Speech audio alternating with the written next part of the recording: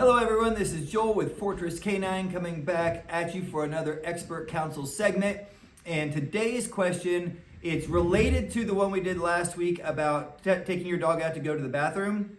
But he mentioned in his question that his dog basically drags him out the door every time he takes him out to use the bathroom, right? So anytime he's trying to take his dog out on a leash, he's basically getting dragged around. And he specifically mentions he's tried different collars, but not the prong collar. Here's the bottom line. If your dog is pulling on a lead, okay, the easiest way to fix that is to give them corrections when they do that. And the easiest and simplest way to give your dog corrections for doing that is the prong collar. Real quick, a lot of people don't like the prong collar because it kind of looks like a spike collar, right? Certain people will actually call it a spike collar. And what that infers is there's like sharpened spikes that are digging into the dog's neck when they pull on it. That's not what a prong collar is at all. If you get the prong collars we sell and recommend, the Herm Springer prong collar, made in Europe and Germany and Austria, they are actually rounded on the ends to be more comfortable for the dog's neck. What the prong collar actually does is when you pop it, so you have a loose lead and you pop the loose lead, it pinches their neck. And this mimics what a mother would do with her puppies. When a puppy does something it's not supposed to, she's nursing and it bites her nipple or something like that, she pops them, she nips them on the neck, they squeal, ah, that hurt. And then they learn, don't do that anymore. It's something the dog naturally understands.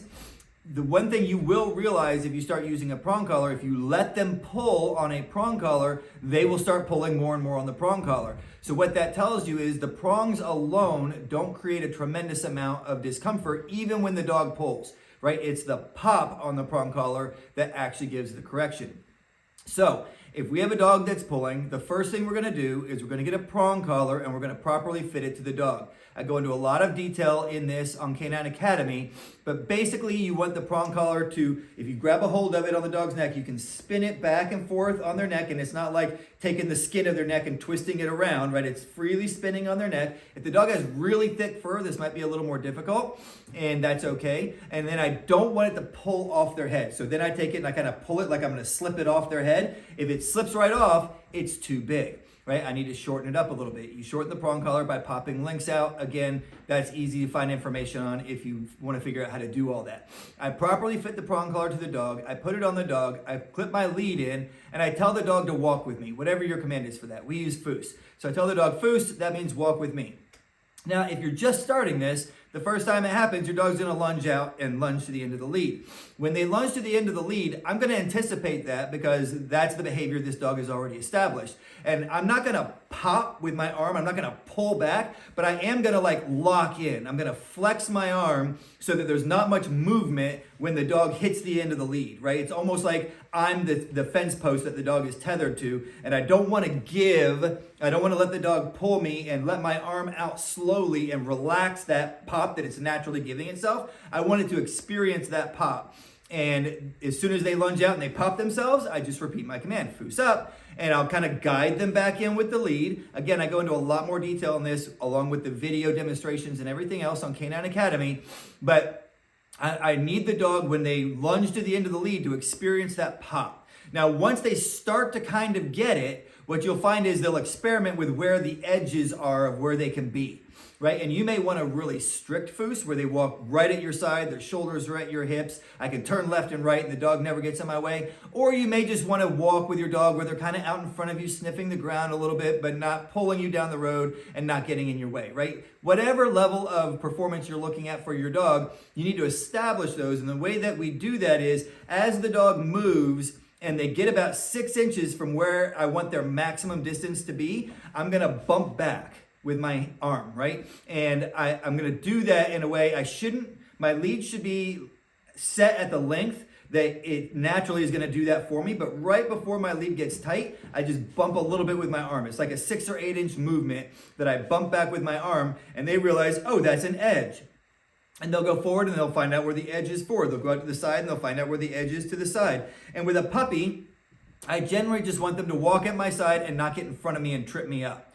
right? So I'm a little bit more lenient with a puppy, and then as they get older and they have a little better understanding, I bring them more and more into my side, and then we start doing turns and other drills that bring that into a more strict discipline, walk at your side. But the bottom line is, don't let the dog pull on the prong. Now, usually what happens is you put the prong on, they start to pull, they feel the tension of the prong, and they go, ooh, that's a little uncomfortable, and then they barely pull. But what will happen is if you just leave it at that, is they'll start figuring out, I can pull a little harder, I can pull a little harder, and then you're right back to where you started pretty much. So you need to be using those pops on the prong so that the dog realizes, okay, got it, that's not what I'm supposed to do. Now, some really stubborn dogs will hit the end of that lead 6-8 times, right? I try not to do this if I don't have to, but if the dog is really stubborn and they're just bam, bam, bam, bam, bam, and at the end of the lead over and over again, I'll actually do a bam, bam correction, a pop, pop correction. And then it's usually some kind of a fairly harsh verbal like, hey, phooey that, knock it off, right? It's like, calm down, stop trying to pull me, and then as soon as they're not pulling me anymore, good job, good, easy. Good foos, whatever it is. And notice the tone of my voice was very different there. Knock that off, phooey it is harsh in my tone. And then I go, good job, good, easy, good foos. I'm letting them know I'm not mad with you anymore. You're doing great now, right? If your tone doesn't change, the dog will be like, I still don't know if I'm doing what you want or not, right? If you're still like, yeah, good job, I'm so frustrated with you, that doesn't help, right? You've got to actually bring your tone down so that the dog is like, oh, now my person's happy with me. I guess I shouldn't do that other behavior as much anymore.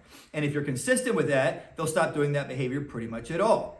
And so, again, now that you've got that taken care of, if it's in the context of going outside, using the bathroom, etc., I highly recommend setting up and using the boundaries and the entranceways and all that we talked about a couple of weeks ago. Bring the dog up to a door, put them in a sit. Open the door, good sit. If they break sit, close the door, correct them, put them back in their sit. Open the door, good sit. Now let's go through the door, good foos. Sit again, I'm gonna close the door.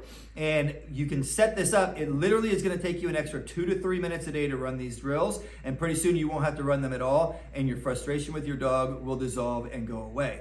So I hope that's been really helpful for you. We go into a lot more detail on how to use the prong, how to get your dog to foos, how to get your dog to seats, all of those things along with very detailed video demonstrations. And I'm talking to you as I'm working the dogs on Canine Academy. So go check that out. If you're trying to work with your dog and get better obedience, go to thesurvivalpodcast.com, click on the Canine Academy banner, and check out all of our options over there. If you're looking for a working line puppy or a fully trained protection dog, check out fortresscanine.com. And keep in mind, this is running out pretty soon. By December 20th, if you're looking for a puppy, a working line puppy, a German Shepherd, Belgian Malinois, or Dutch Shepherd, we're offering $500 off and an advanced course at Canine Academy. If you purchase a dog before then, it can be on a puppy we have on ground right now, or it could be on one of our 3 litters coming up.